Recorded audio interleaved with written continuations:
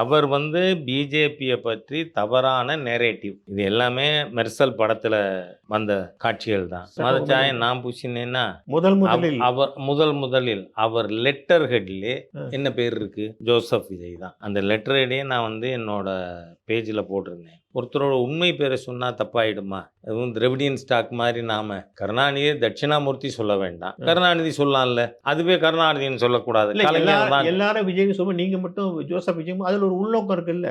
ஏன் இருக்கு? அது பிஜேபி சொல்லும்போது சரி, அவர் பிஜேபிய பற்றி தவறான நேரேட்டிவ். இது எல்லாமே மெர்சல் படத்துல வந்த காட்சிகள் தான். மலையா சிங்கப்பூர்ல வைத்தியம் இலவசம், கல்வி இலவசங்கிறாரு. உண்மையா? கிடையாது.